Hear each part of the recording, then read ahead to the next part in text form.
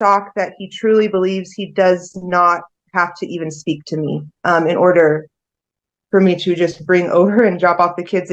Because I have sole custody ordered without any scheduled or ordered visitation. Again, yes, I do have the right to say no to him.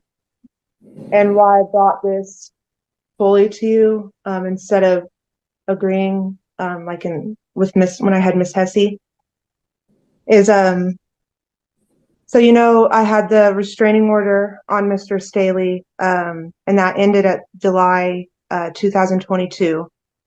So right after that, because it was again my son's birthday at that time, he came over and started coming over every Saturday until October 29th. He did this. I left most days. Some days come and go, but I mean, they had their time in my house the whole day. He never took additional time, not even when our son was hospitalized during that time period. And the 29th is actually a Sunday. He did attend, I threw kind of like a family kids Halloween party. His nephew was there, our son's best friends. He attended that and then did not attend trick-or-treating with the kids as he had set up with them to do. And we didn't hear from him again until Friday. He called late at night. I didn't answer. My son did. We were having like a movie night. And the first thing he said is, we're not going to see each other for a while. And, I watched my son take that call. It wasn't very long. That's pretty much what he said, just like that. Gave him a few reasons when he asked him why. And they have not seen, heard from, been sent, called, a text message, nothing from Derek since then. And so I guess I have other things I would like to address, but that I don't know, that just feels so forefront to me. I as Miss Orchard has said, he wants to be like he's been working towards being more reliable, etc. He hasn't. Where has he been? He's not been kept from them. We didn't even argue. He came, to our Halloween party, and was there the whole time. And we just we got the phone call later in the week and never ever have heard from him since. What did your son convey to you as his rationale? I'm sorry, could you maybe what my son thinks of it or how he took it, or what his dad told him, why he wasn't going to be seeing him for a while? He's used to that. He's getting pretty good at taking that, actually. He asked why, he cried. I kind of sat right next to him, kind of like deciding if I should interject or not, but Derek was explaining himself. Derek said something about he's sick in the head. He needs to go somewhere to learn how not to be. How it's kind of like a school buddy. And then he compared that to going to school. And that's where I kind of motioned to myself, like, okay, babe, it's okay.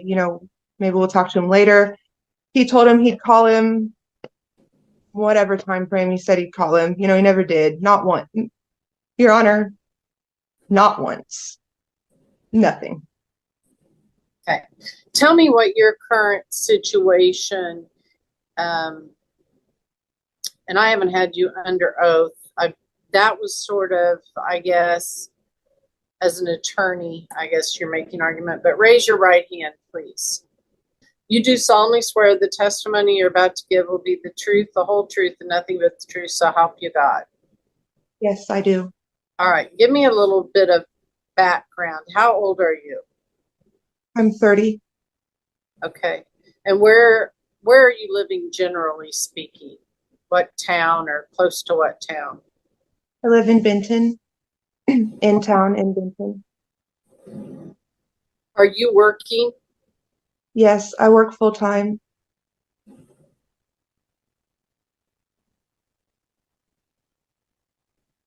Do does anyone else live with you besides the boys? Do you have any other children or a significant other or new spouse or anything? No, I've been single this whole time, raising the boys and working alone.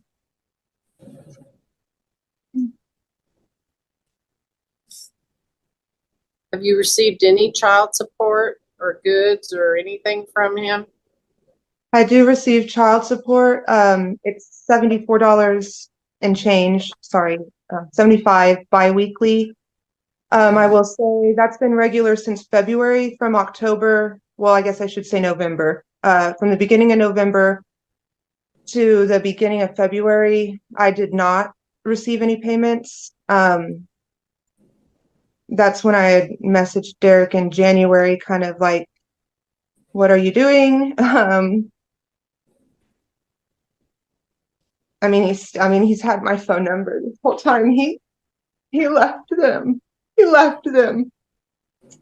And he says he's been kept. And I don't know what the appropriate composure is as someone representing myself and a mother, but it's not right. It's not right to do this. Okay. I'm going to allow some cross-examination by his attorney. I do understand totally what you're saying. I think it's rational and justified, but I can't change the fact that he is their father. What should we? I don't know yet, but I promise you that I will make sure that he is consistent in whatever it is he's doing. I also will tell you that dealing with criminal cases as well as civil and domestic cases, there are folks that sometimes are in no shape whatsoever to be around their own children. And so if they step away and they're doing something productive like treatment or that kind of thing, then that is better than them being around the children. Even if the children don't understand, it's better than exposing them to an active drug addict or someone who could potentially harm them intentionally or unintentionally. Having said that, there would be nothing that would prevent him while he's in treatment or recovery from sending a card or writing a letter or something more far removed like that, just to let them know that he's alive and well and loves them. So let's hear from Mr. Staley after his attorney, Ms. Orchard, has the right to cross-examine you on some of these issues that you've raised. The impression I get is that you're wanting to suspend visits altogether and remain having sole custody. Is that your position? Yes. Okay. All right. Ms. McKenzie. So your testimony is that my client never reached out to you to see the kids. Yes, not October 2023.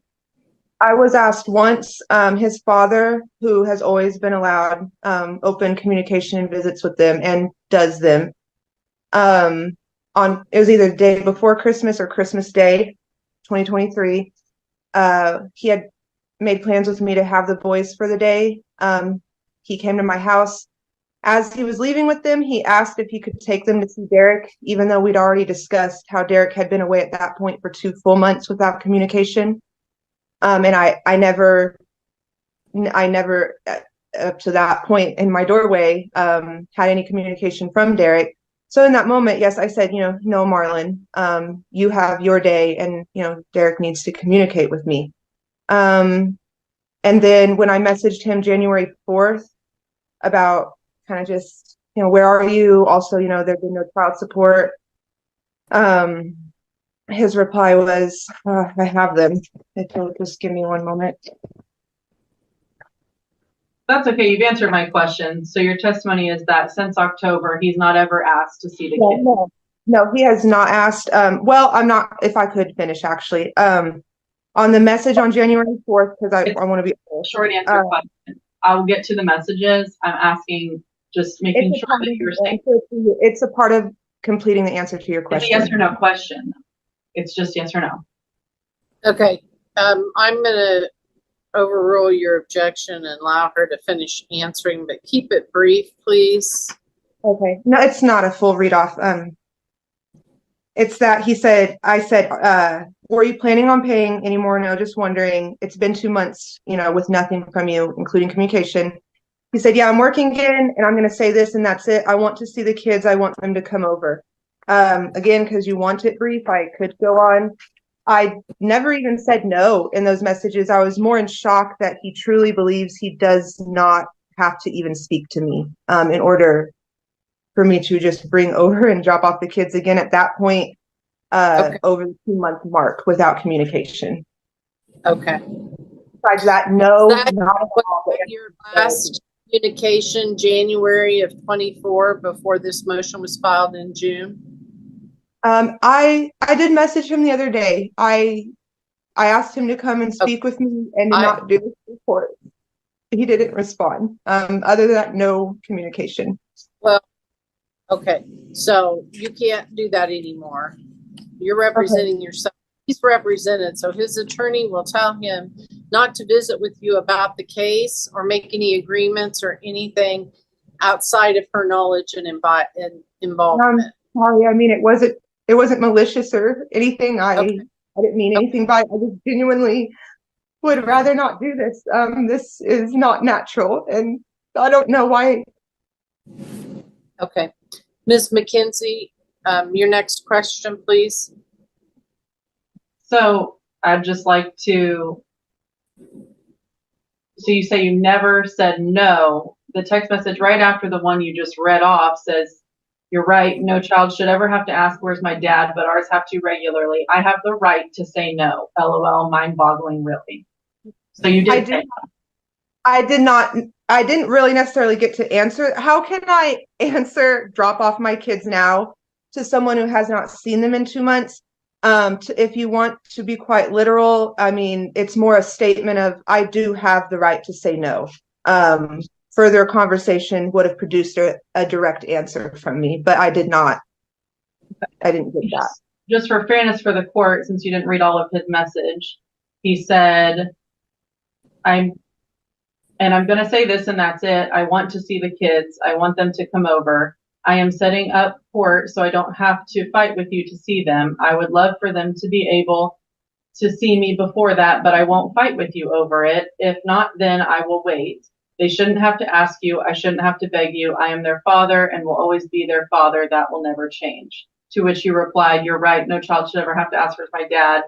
But ours have to regularly. I have the right to say no, mind-boggling, really. So he did ask, and he didn't say drop them off now. He asked to see the kids, but he did make it clear that he didn't want to fight with you about it. He would go through the proper legal channels. Is that correct? Because I have sole custody ordered without any scheduled or ordered visitation, again, yes, I do have the right to say no to him. Specifically, I would say, even though I did not say no directly to him, I wish to communicate with him during this message and arrange further visits. We didn't get to that. But in hindsight, at this point, I would consider myself saying no in hindsight. That's not the answer he got in that moment. But that is because my reasoning for needing more than I want my kids now and I head over with them. I need more than that, as again, the parent was sole custody and he has no visitation at that point. He took a 3-month period of where I allowed him visitation. Then wait. Without seeing them, with no communication. He did not communicate with his children for 2 full months. Ms. Taylor. you need to be more responsive. You're not being responsive, and that's not fair to the attorney. It allows her to object, and I need to sustain the objection and strike the unresponsive answers. Miss Orchard, did you put your exhibits into Odyssey or something? Because I have no exhibits. We emailed them, but I did not e-file them with Odyssey. No, I did not. If you would like, I can call upstairs one of our assistants to do that if you'd like, but we did email them to Amy. Okay, when did you do that? Yeah.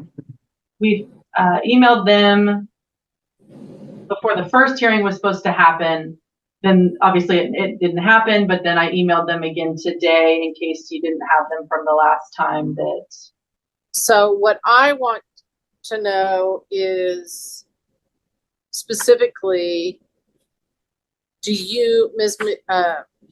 Orchard, do you have documentation of where your client was from October to January in terms of treatment, therapy, that kind of stuff? Did it coincide during that time?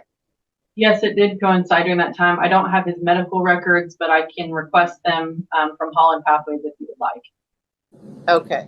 I think that's going to be important to me in evaluating this, in seeing the exhibits and saying, okay, if someone walks away because they feel that they're not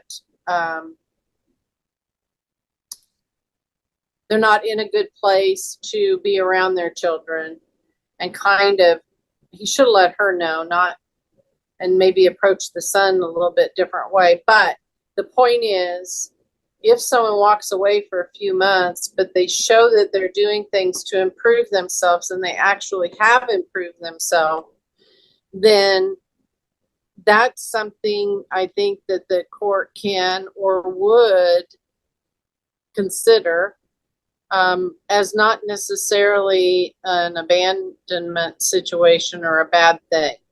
Again, I'm not sure why there was no card or no anything, but if he was getting help and struggling with his addiction and his mental health issues, and he can demonstrate what all was going on with him during that time, that is going to make a difference to me.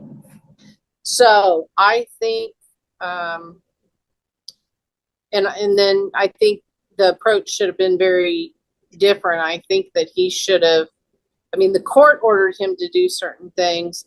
He should have at least communicated with the court, provided proof or an affidavit that he had done the things the court asked, and let mom see that so that she knows what he's been doing. But I think what I need to do is schedule this for an in-person evidentiary hearing in my office with the exhibits. I'll print out the ones you have and I'll give you time to add to them. In all fairness, for all parties involved. Could I say something for that time frame? Do what?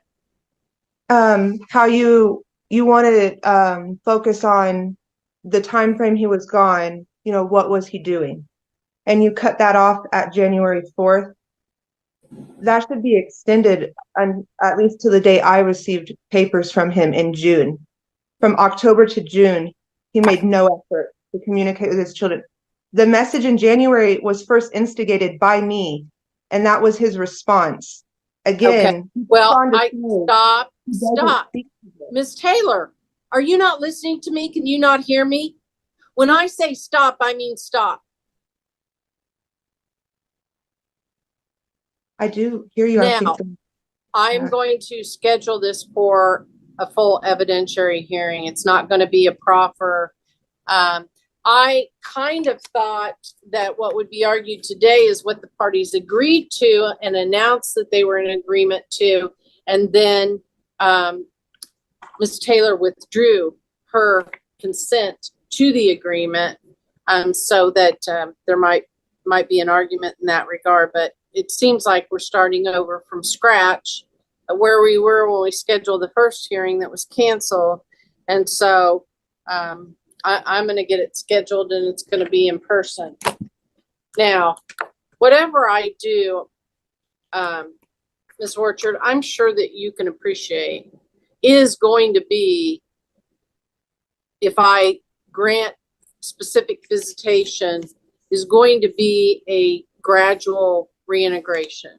Whether that means Saturdays or every other Saturday, and no overnights, or even supervised, or whatever the case may be,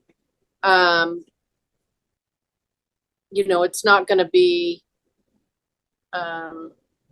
just jumping into extensive, unsupervised, lengthy visits. I mean, he obviously has something to prove to the court in terms of his commitment, because he's either in or out. I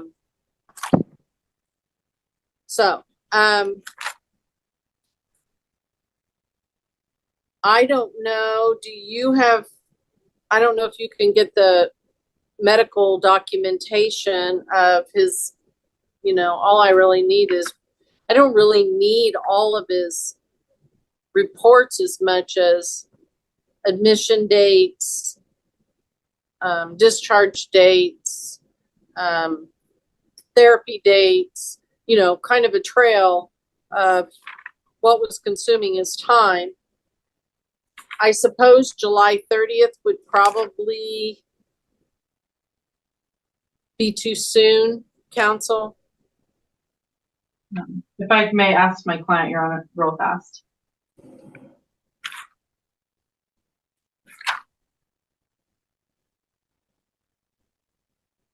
My client thinks he can get the documentation that the court would like by then, so July 30th, I think, will work.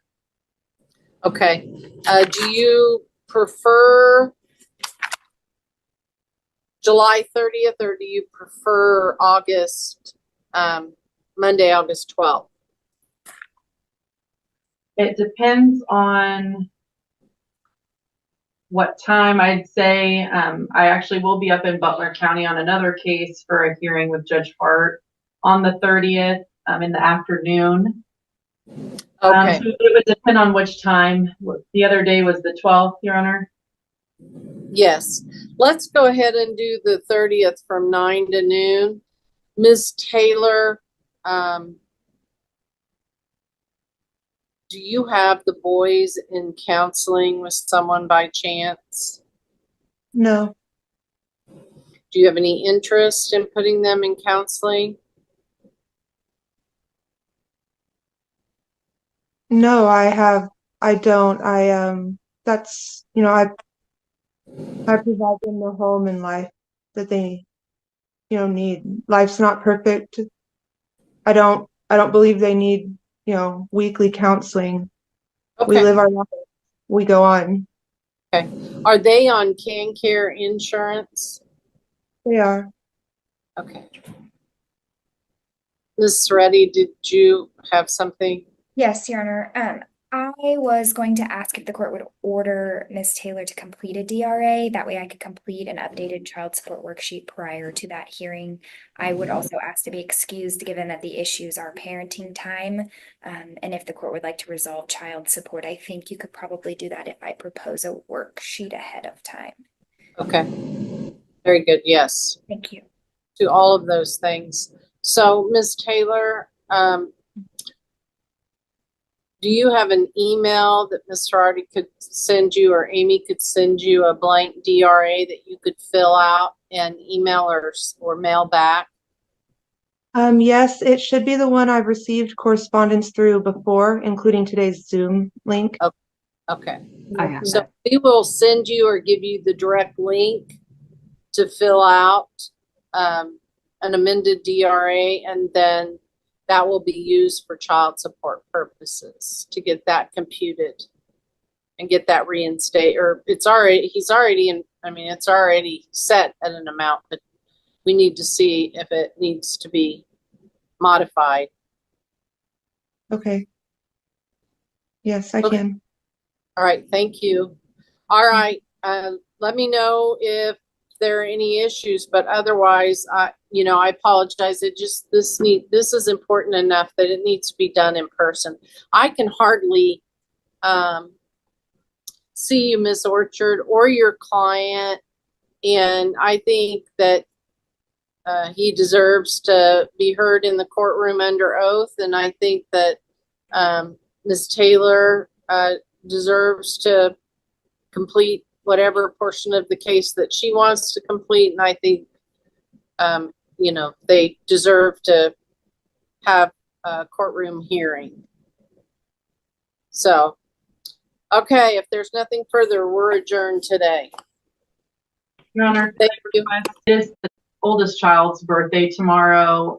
Is there any way that the court would allow my client to see the oldest child just for even an hour or so, even if it's supervised? He just would like Yeah, I'm not doing that yet until I hear everything that's been going on with him and I evaluate him. And part of that's just seeing him and talking to him and hearing from him. And I need to look at your exhibits. I'm not comfortable with that. I don't know if that would be traumatic or not.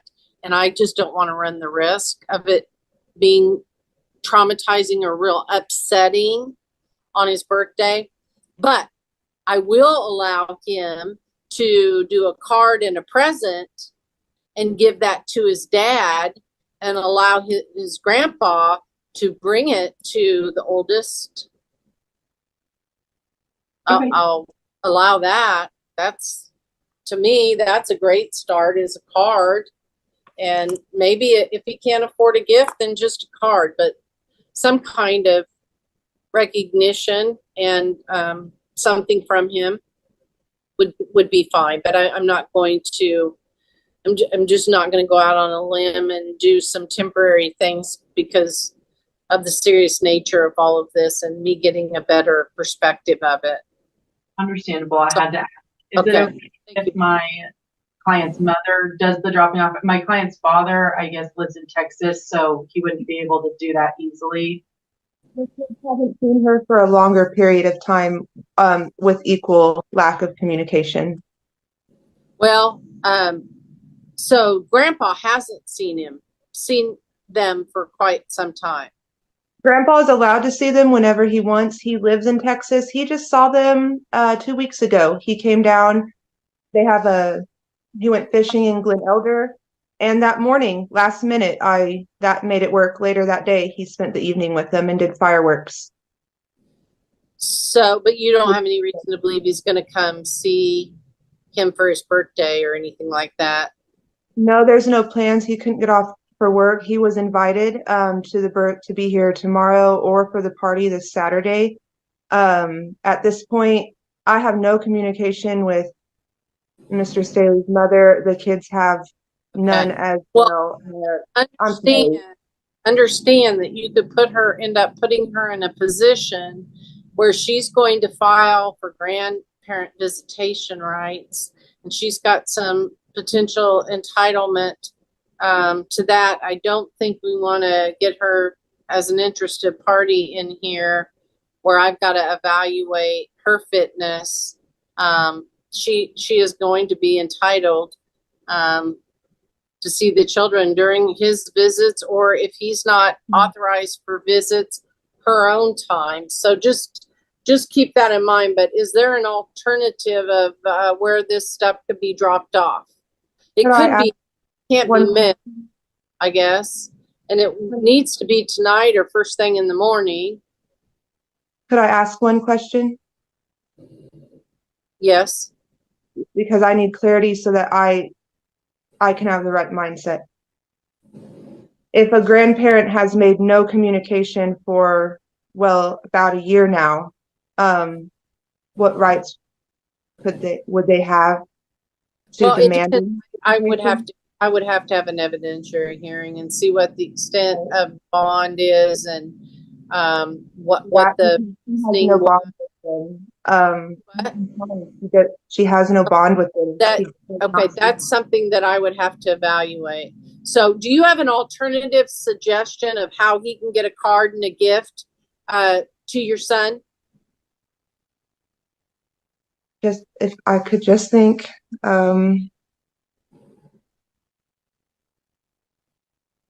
What about your parents?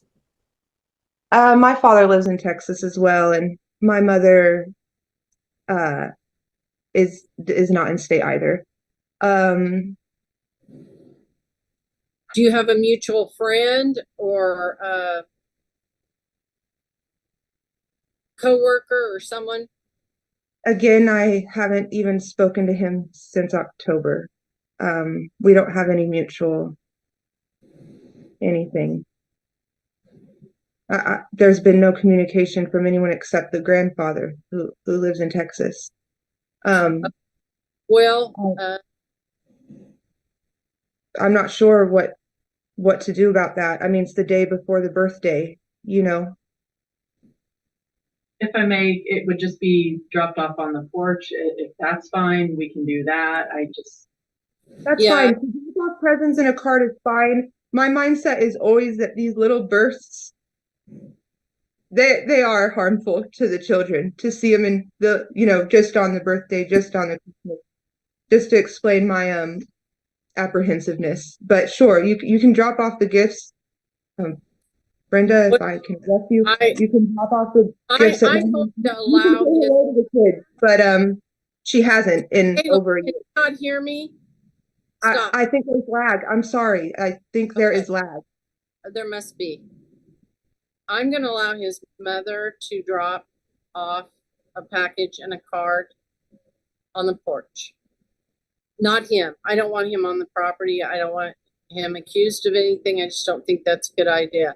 If there was a Benton Police Department, that's probably where I'd have you go, but I don't know these days whether the sheriff is contracting and doing the work or whether Benton has a police department. So I think this is fine if she just goes to the house and drops on the porch and takes a picture to show that she dropped it on the porch, which should have the time and the date stamp. And that's about all we can do at this late hour. What is Okay? your opinion? Should she visit them or not? I will do No, I said drop it on the porch. I'm not ready for anybody to visit them until I have a little better handle of this case. Okay. Okay? All right, we are